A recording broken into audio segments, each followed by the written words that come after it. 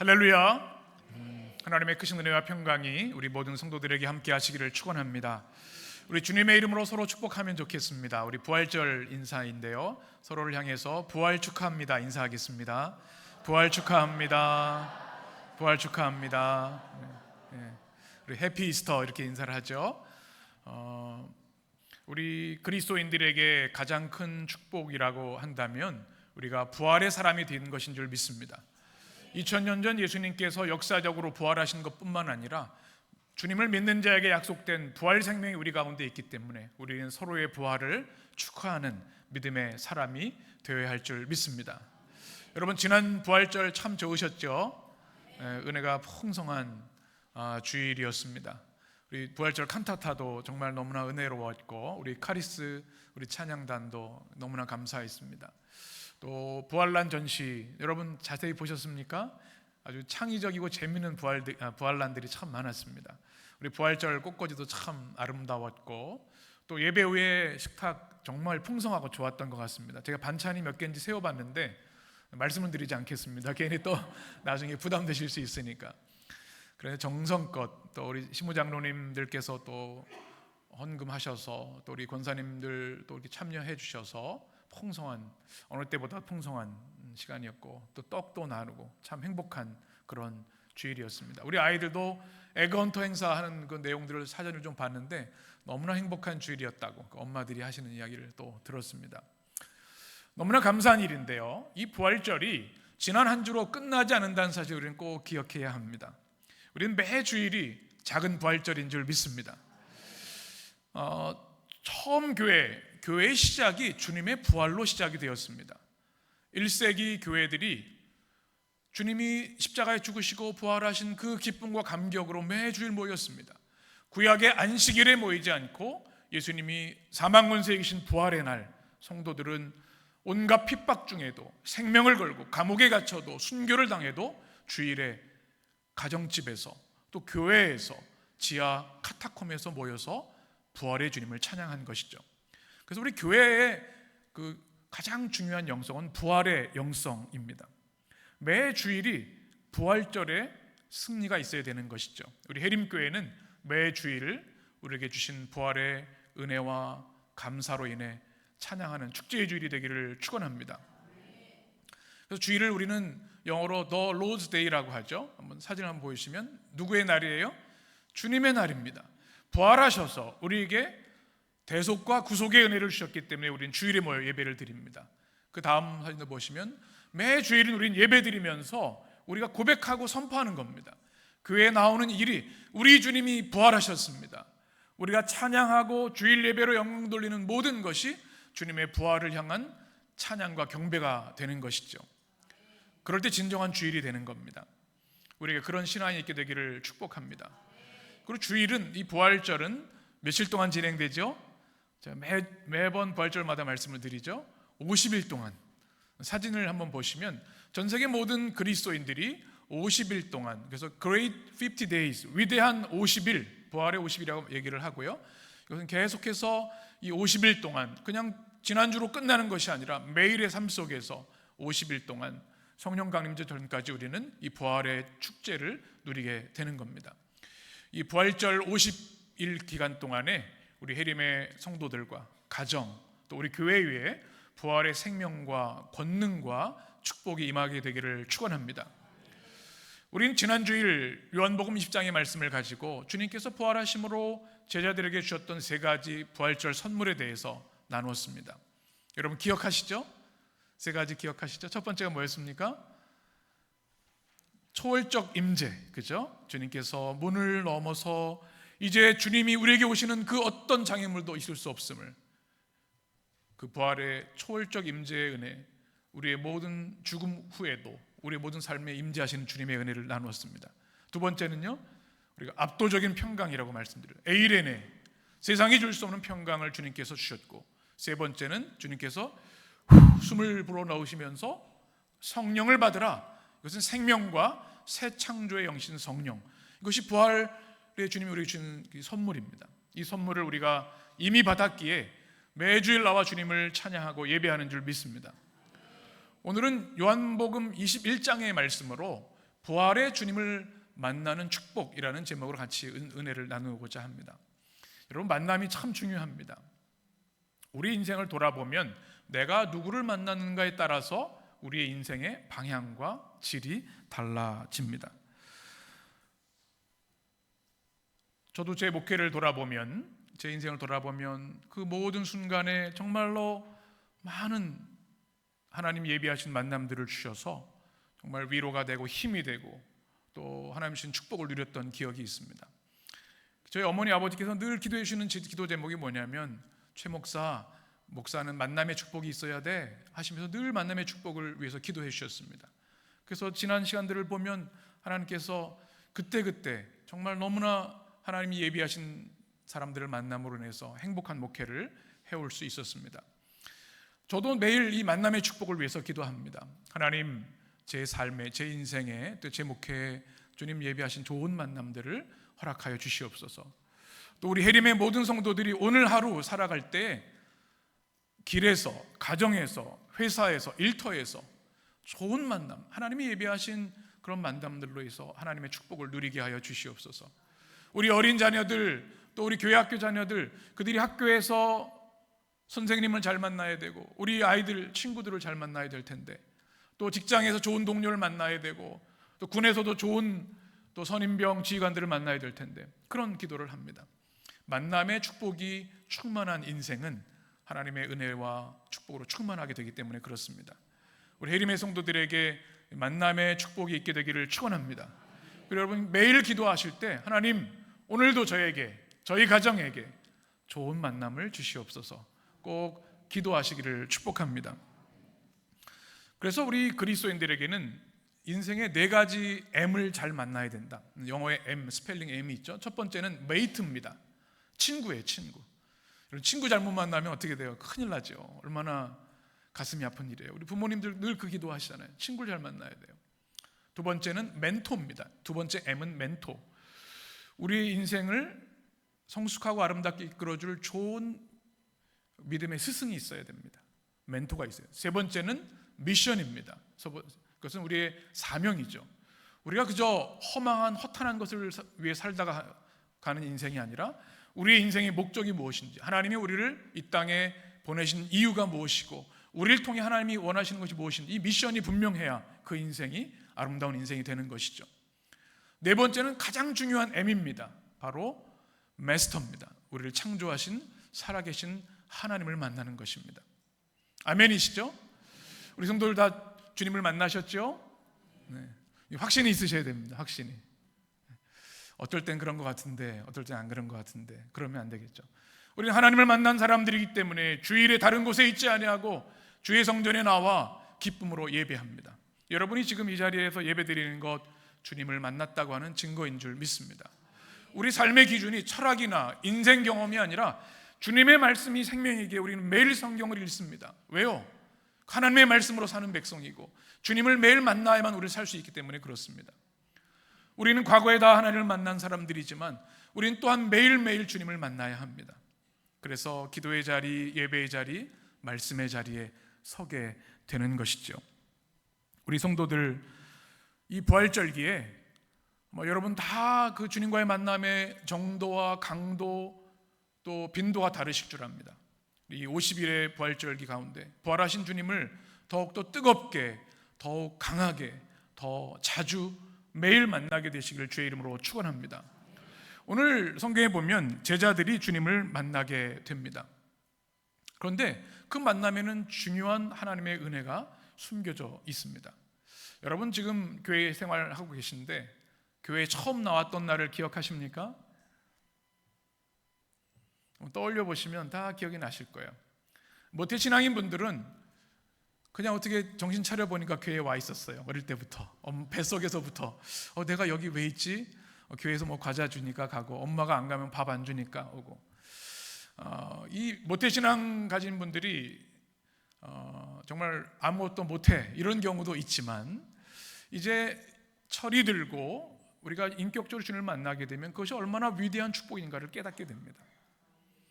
나도 모르는 사이에 주님 우리를 만나주시고 나의 삶을 가이드해 주시고 동행해 주셨다고 하는 그 놀라운 진실을 깨닫게 될 때 우리는 전율을 경험하게 되는 것이죠. 또 어떤 분들은 누가 강요해가지고 꼭 교회 가자, 교회 가면은 좋아, 일단 와봐, 이렇게 전도해서 오는 경우도 있습니다. 제가 몇 주 전에 금요기도에서 말씀드린 것처럼 김혜종 감독님 어머님은 그냥 마을에서 교회 종소리 듣고 나도 모르게 이끌려서 교회 한번 가봐야겠다. 예수님이 세계 3대 성인이라고 하는데 뭐 말씀 들어서 나쁠 거 없겠지, 그러면서 은혜에 사로잡혀서 신앙생활을 했던 그런 이야기도 있습니다. 여러분은 어떠신가요? 다 다른 모양으로 주님을 만나 이 자리에 계신 줄 믿습니다. 또 어떤 분들은 아내가 그렇게 교회 안 가면 안 된다고 해서 억지로 교회 나온 남자분들이 참 많으세요. 얼마나 큰 축복이에요.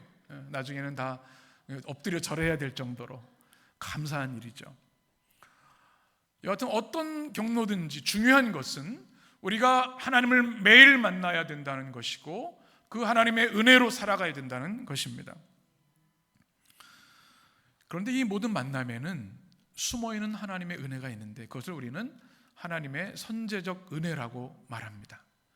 우리가 모르는 순간에, 내가 하나님을 만나지 못했던 순간에, 교회에 나오지 않았던 순간에도 주님은 끊임없이 우리를 찾아오셨고 말씀하셨고 우리를 택하셔서 구원하기로 작정하셨다는 사실입니다.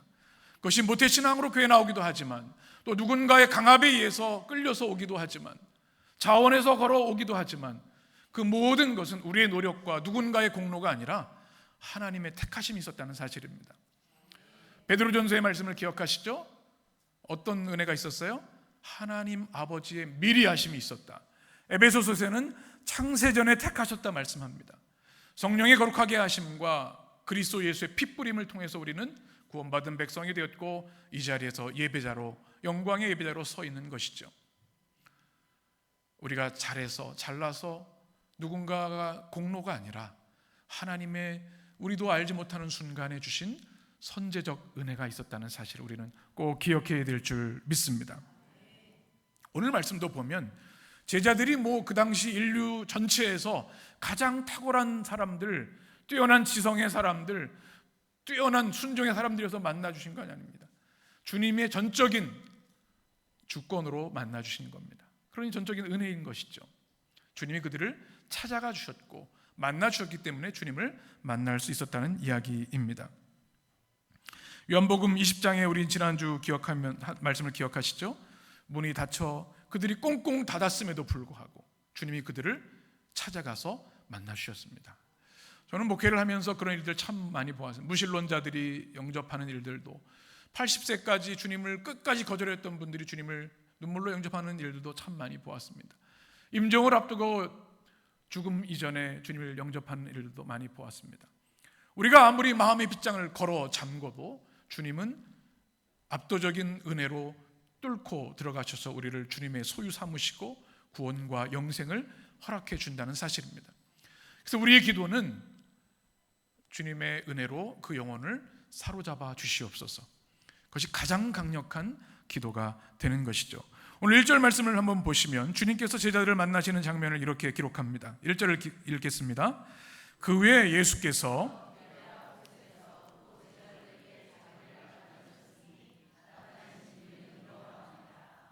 아멘. 1절을 보시면 이 주어가 있습니다. 주어가 누구예요? 그 후에 예수께서. 부활하신 주님을 만난 이 만남에서 주체는 제자들이 아니라 예수님이라는 사실입니다. 주님께서 그들에게 찾아가셨고, 오늘 성경의 가장 중요한 단어 중에 1절에 보면 한번 자막을 보시면 자기를 나타내셨으니라는 단어입니다. 이것은 잘 보도록, 명확하게 알도록 보여주신다는 의미를 가지고 있습니다. 이것을 우리는 신학 용어로는 계시라고 합니다. 감춰뒀던 것이 드러나서 명확하게 알게 되는 것. 부활하신 주님이 제자들을 찾아오신 이유는 뭔가 하면 자기를 그들에게 어떻게 해요? 나타내 주시기 위해서. 내가 죽음으로 끝난 것이 아니라 사망 권세 이기고 사흘 만에 부활했다고 하는 부활의 몸을, 부활의 진리를, 부활의 승리를, 그리고 너희들도 내가 부활의 첫 열매가 되었기에 부활의 승리가 됨을 보여주시기 위해서, 자기를 나타내시기 위해서 주님이 그들을 만나 주신 겁니다. 주님은 오늘 성경에 보면 세 번째로 만나셨다 말씀, 부활절 아침이 있었고요, 저녁에 지난주에 나눴던 말씀, 도마가 없었지 않습니까? 그리고 세 번째, 오늘 한 주 지나서 주일에 또 그들을 찾아가셔서 자기를 나타내 주셨습니다. 왜 그러셨을까요? 이미 그들은 부활의 주를 만난 사람이었습니다. 두 번이나. 그런데도 낙심하기도 하고 넘어지기도 합니다.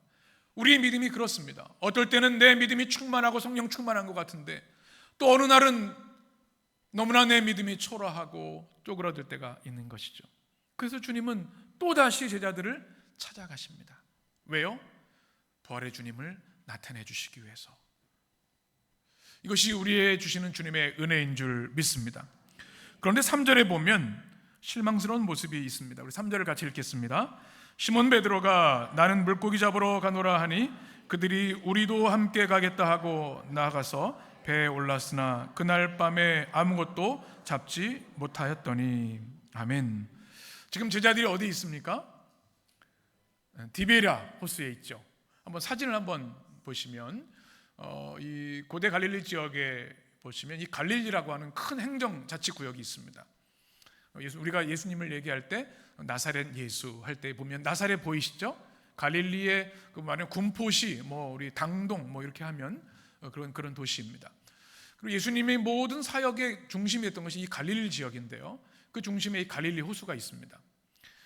성경에 보면은 갈릴리 바다라고도 하죠. 게네사렛 바다, 또 갈릴리 바다, 다 같은 뜻입니다. 디베랴 호수. 이것은 담수호입니다. 헬몬산에서 물이 흘러서 이곳에 가득 찬 호수이지만 상하가 21km 정도 되니까 굉장히 큰 호수죠. 저도 미국에서 목회를 할 때 제가 미시건 호수 옆에 살았었는데 우리나라보다 더 커요, 호수가. 그러니까 이 이스라엘에서는 이 디베랴 호수라고 하는 게 사실은 바다라 같은 겁니다. 파도도 치고요, 백사장도 있고 갈매기도 있습니다. 바로 그곳에 지금 제자들이 있는 겁니다. 그런데 왜 그들이 거기 있을까요? 마태복음 28장의 말씀 때문이었습니다. 우리 28장을 보시면 우리 6절 7절 같이 읽겠습니다. 그가 여기 계시지 않고 그가 말씀하시던 대로 살아나셨느니라. 와서 그가 누우셨던 곳을 보라. 또 빨리 가서 그의 제자들에게 이르되 살아나셨고 너희보다 먼저 갈릴리로 가시나니 거기서 너희가 배우리라 하라. 보라, 내가 너희에게 일렀느니라 하거늘. 아멘. 주님이 말씀하신, 부활의 주님이 뭐라고 말씀하셨어요? 먼저 갈릴리로 가서 주님이 기다리실 것이니까 너희도 그곳으로 가라. 그래서 이 마리아를 비롯한 여인들이 제자들의 그 얘기를 다 전했습니다. 그래서 갈릴리로 다시 돌아온 거예요. 예루살렘에서 돌아가셨지만. 그런데 오늘 말씀을 보면 이 베드로의 모습이 뭔가 이상합니다. 주님을 만나기 위해서 갈릴리에 왔고 주님의 말씀대로 디베랴 호수에 모인 겁니다. 주님과 같이 사랑을 나누고 말씀을 나눴던 그 자리이죠. 그런데 오늘 말씀 보면 베드로가 뭐 하자 그래요? 나는 고기 잡으러 가노라 얘기를 합니다. 수제자 정도 되면 주님이 우리 기다리라고 했으니까 우리 같이 모여서 기도하자, 그럴 것 같은데 잊어버리고 다시 자신의 생업으로 돌아가는 모습을 봅니다. 이 제자들, 다른 제자들도 마찬가지예요. 베드로야, 야 지금 정신 차려. 주님이 우리 기다리라고 하셨는데 기도하면서 기다리려고 있어야지. 그런데 나도 가겠노라. 전혀 주의 말씀과는 반대 방향으로 가고 있는 모습을 우리가 보게 됩니다. 이 모습은 목적을 잃어버린 인생의 전형을 우리에게 보여줍니다. 여러분, 우리가 열심히 살아가죠. 새벽부터 정말 열심히 일하고 1년 365일 얼마나 전쟁 같은 세상 속에서 우리가 열심히 살아갑니까? 근데 때로 내가 지금 뭘 위해서 이렇게 하고 있는 거지? 이런 질문을 할 때가 있습니다. 이 베드로와 제자들도 주님이 갈릴리로 오라고 해서 왔는데 내가 지금 여기 왜 온 거지? 목적을 잃어버리고 지금 엉뚱한 일을 하고 있다는 것입니다. 우리도 살아가다 보면 갑자기 중요한 사실들, 인생의 목적들을 잊어버릴 때가 있습니다. 우리 건망증이라고 얘기를 하죠. 요즘 건망증에 대한 얘기들이 참 많이 있더라고요. 여러분도 그런 분들 주변에서 보신 적이 있으시죠? 집에 있다가 냉장고에 가서 냉장고를 딱 열었는데 열고 나니까 내가 냉장고를 왜 열었지? 그래서 다시 가서 뭐 다른 일을 하다가 다시 또 냉장고로 와요. 내가 냉장고를 또 왜 열었지? 사실 식사 준비하려고 했었는데 그걸 잊어버리는 거예요. 어떤 분은 그런 분 보았습니다.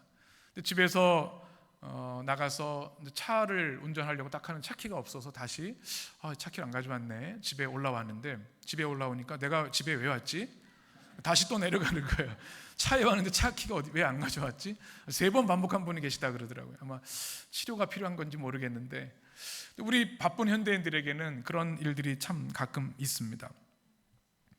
그런데 다른 크고 작은 것들은 괜찮은데 결코 잊지 말아야 할 것이 있습니다.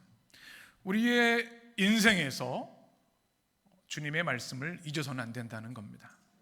우리에게 주신 그 말씀을 우리는 지켜야 한다는 것이죠. 또 주님을 만나는 그 은혜의 삶에 대한 것을 결코 망각해서는 안 된다는 것입니다. 오늘 그렇게 목적을 상실한 제자들은 3절에 보면 이렇게 말씀합니다. 그들이 물고기 잡으러 간 후에 3절 하반절에 보면 그날 밤에 아무것도 잡지 못하였다.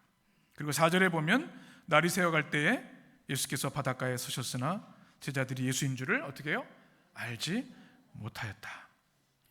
참 충격적인 일입니다. 3년 동안 공생애를 지낸 그들이 주님을 배웠는데도, 아니 부활하신 후에 이미 주님을 만났는데도 주님을 알아보지 못하는 겁니다. 너무나 안타까운 일이 아닐 수 없죠. 6절에 보면 5절에 보면 주님께서 그래서 먼저 말씀을 하십니다. 얘들아 너희에게 무엇이 있느냐? 고기가 있느냐? 6절에 주님이 이렇게 말씀하시죠. 우리 같이 읽겠습니다. 이르시되 그물을 배 오른편에 던지라. 물고기가 많아 그물을 들 수 없더라. 아멘. 주님께서 안타까워하시며 그들에게 말씀을 하십니다. 너희들에게 물고기가 있느냐? 아무것도 없습니다. 주님의 말씀을 잊어버리고 살아가니 열매가 있을 수가 없지요. 주님이 뭐라고 말씀하시냐면 그물을 배 오른편에 던지라. 주님이신지 알지 못했지만 그 말에 순종했을 때 주님께서 풍성한 은혜를 주셨습니다. 그물이 가득한 은혜를 주신 거죠. 우리는 이 말씀을 주목해야 합니다. 주님은 끊임없이 우리에게 말씀하십니다. 지금도 오늘도 우리의 인생의 중요한 순간에 말씀하시는데 듣지 못하는 건 바로 우리라는 것입니다. 때로는 귀를 막기도 하고 주의 말씀을 들었음에도 그것을 외면하기도 한다는 겁니다. 그러면 우리 인생은 빈 배가 되고 빈 그물이 될 수밖에 없는 겁니다. 그래서 우리는 끊임없이 주의 말씀을 들어야 합니다. 여러분 매일 성경 읽으시죠? 누가 그리스도인입니까? 단순합니다. 매일 성경 읽는 사람들, 매일 기도하는 사람들, 매주일 교회에 나가는 사람들이 그리스도인입니다. 주님을 따르는 사람들입니다. 성경에 대해서 크리스토스는 이렇게 얘기를 했습니다. 성경을 읽는 것은 가장 위대한 일이다. 성경은 바닥이 없는 우물과 같다. 성경이 어떤 일이라고요? 가장 위대한 일이다. 우리가 세상에 성공하고 일확천금을 얻는 것이 위대한 것이 아니라 매일 우리 삶의 자리에서 주의 말씀을 읽는 것, 그것이 우리에게 가장 위대한 일인 줄 믿습니다. 그렇게 믿는다면 우리는 성경을 매일 읽을 수밖에 없는 거죠. 또 조지 뮬러는 이렇게 이야기했습니다. 우리의 영적인 삶이 얼마나 활기 있는지는 성경이 우리 삶과 생각에 차지하는 위치와 정확하게 비례한다. 내 영적인 생명력은 내가 성경을 읽느냐 안 읽느냐에 따라 달려있다는 거죠. 나는 100번을 통독을 했고 매번 기쁨이 커졌다. 성경을 계속해서 부지런히 매일 읽을 때 받는 축복은 말할 수 없이 컸다. 이것이 우리들의 고백인 줄 믿습니다.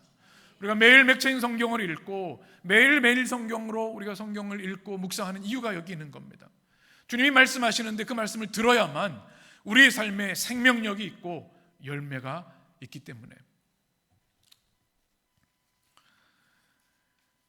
우리 해림의 모든 성도들은 말씀과 은혜로 충만한 삶을 살게 되시기를 축원합니다.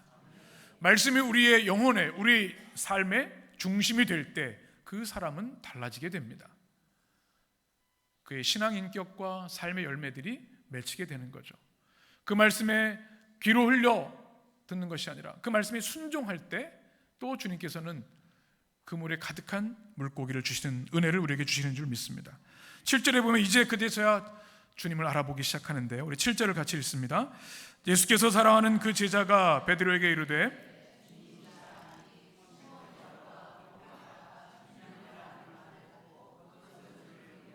바다로 뛰어 내리니더라. 아멘.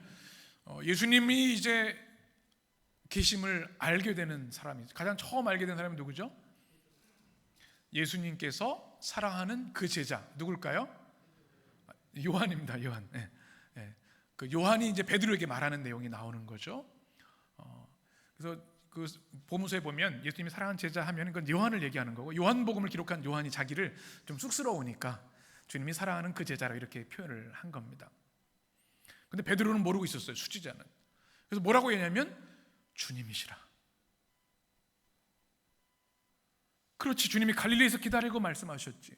우리가 어부이고 평생 물고기 잡으려 했는데 물고기를 못 잡는다는 게 말이 안 되는데 누군가의 말씀에 순종해서 그물을 던졌더니 가득하게 얻다니 이것은 주님이실 수밖에 없구나. 주님이시라 베드로에게 말씀하고 있는 겁니다. 이 말씀은 오늘을 살아가는 우리에게도 굉장히 중요한 도전의 말씀입니다. 나에게 영적 인식 능력이 있는가? 이미 내 삶의 중심에서 역사하시고 우리 삶을 이끌어 가시는 주님을 우리가 알아보지 못하고 있는 것은 아닌가? 주님이 이끄시는 방향이 있는데 나는 내 멋대로 가고 있는 것은 아닌가? 그건 영적 인식 능력에 따라 너무나 달라진다는 사실입니다. 우리 그리스도인들이 해야 할 가장 중요한 일 중에 하나는 영적인 인식 능력을 민감하게 감각을 유지하는 것입니다. 야구 선수들이 배팅을 매일 하는 이유가 무엇입니까?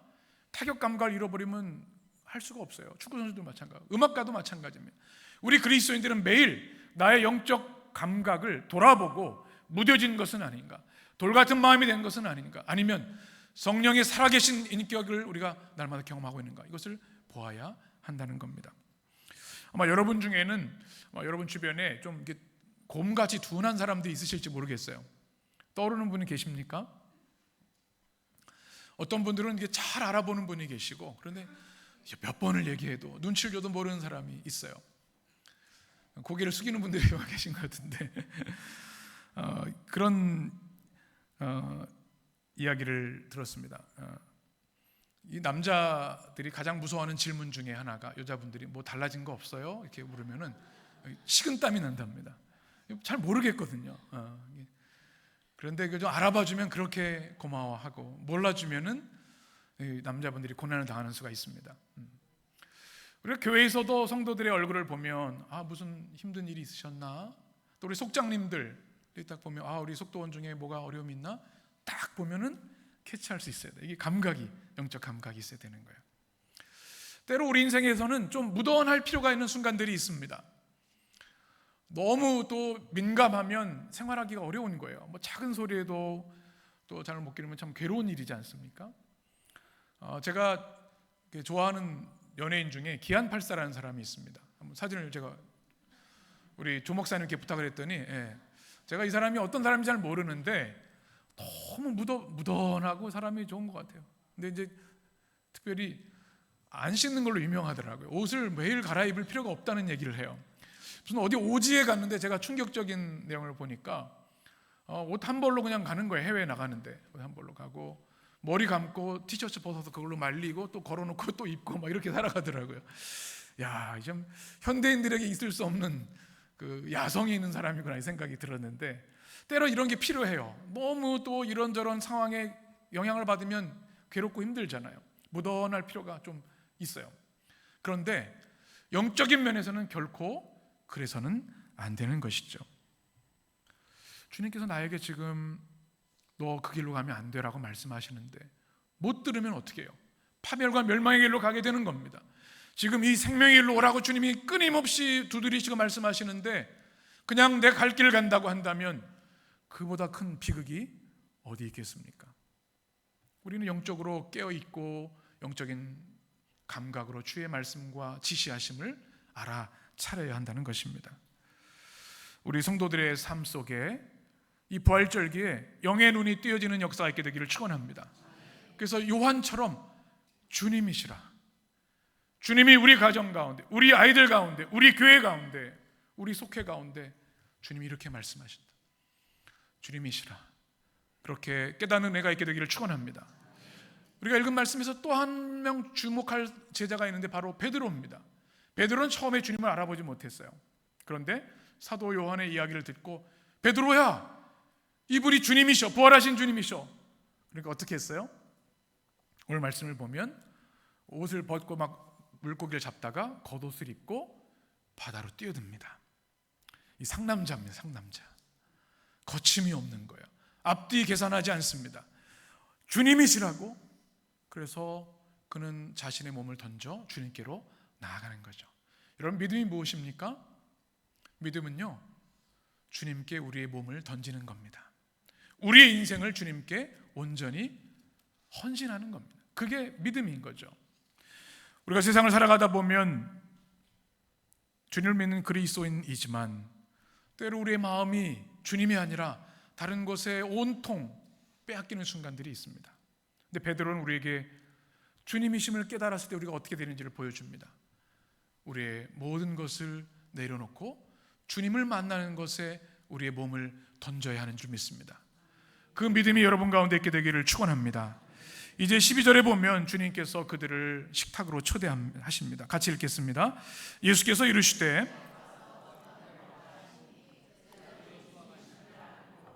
당신이 누구냐? 감히 묻는 자가 없더라. 예수께서 가셔서 떡을 가져다가 그들에게 주시고 하시니라. 아멘. 이제 영광의 주님을 그들이 디베라 호수 내려서 만나게 되었습니다. 부활하신 주님. 여러분, 그 제자들의 마음이 어땠을까요? 아마 두 가지 감정, 양면 감정이 교차했을 겁니다. 너무나 좋았을 거예요. 베드로처럼, 아, 우리 주님이 또 우리를 만나러 오셨구나.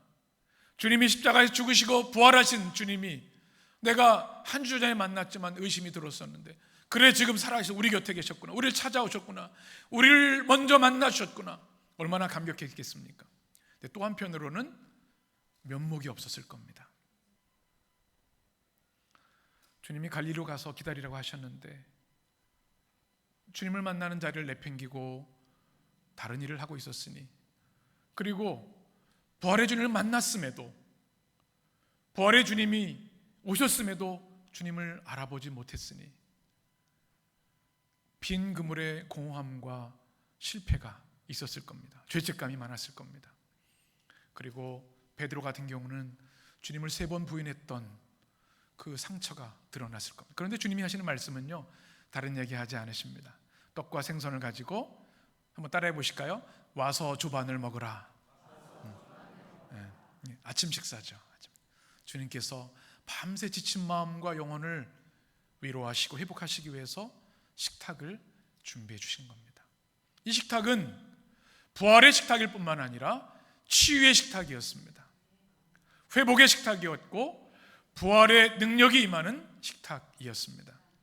우리 주님이 주일 예배를 통해 날마다 우리를 이 부활의 식탁으로 초대하시는 줄 믿습니다.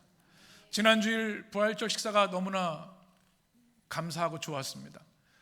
너무나 맛있고 또 우리 성도들 행복하는 모습 보면서 참 기뻤습니다. 그러면서 이런 기도를 했습니다. 주님, 우리 해림교회 우리 성도들에게 이 매일 주님의 이 사랑의 식탁이 경험되게 하여 주옵소서. 우리 주일 예배가 주님의 식탁인 줄 믿습니다.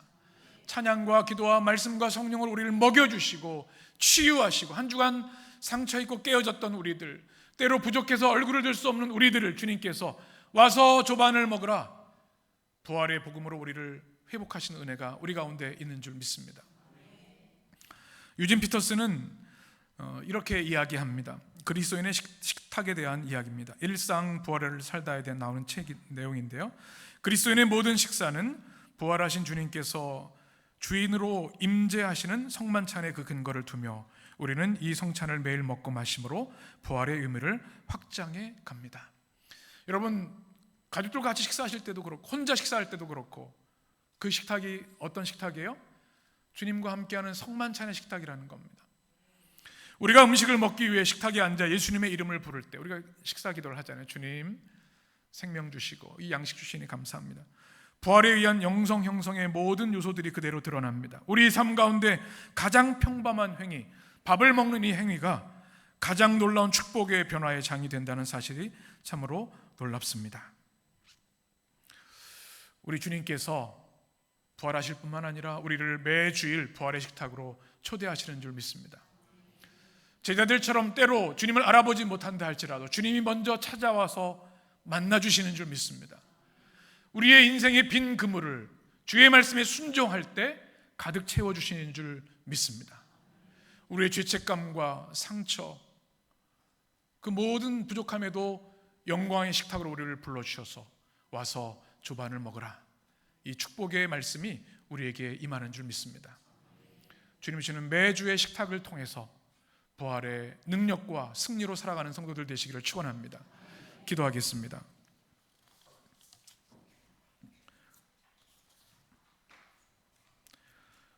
존귀하신 하나님, 오늘도 거룩한 주님의 날 다른 곳에 있지 아니하고 주님의 성전에 오르게 하시니 무한 감사를 드립니다. 주님을 만나는 그 열망으로 나온 우리 성도들, 오늘도 예배 시간을 통해 찬양과 기도와 말씀을 통해 어루만져 주시고 만나 주신 줄 믿습니다. 우리 안에 있는 상처와 눈물과 고통과 때로는 이해할 수 없는 분노, 절망감 있지만 와서 조반을 먹으라 주님은 예배를 통해 우리를 만나 주시고 영의 양식을 먹여 주시는 줄 믿습니다. 이제 이어지는 말씀처럼 그때야 비로소 주님은 베드로에게 내 양을 먹이라 말씀하신 것처럼 주님의 식탁에 우리가 매주일 참여하여서 그 은혜로 세상 가운데 부활의 능력으로 승리하게 하여 주시옵소서. 우리 인생의 빈 그물, 빈 배를 우리 주의 말씀으로 채워주셔서 만선의 기쁨을 누리는 우리 성도들 되기를 원합니다. 우리의 심령에 주의 말씀과 음성으로 채우게 하여 주옵소서. 우리의 영의 눈뜨임을 허락하여 주시고 영적인 감각이 되살아나고 주님의 임재를 우리가 고백하며 살아가기를 원합니다.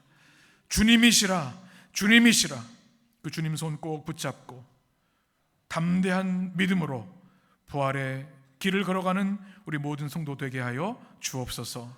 예수님의 이름으로 기도합니다. 아멘.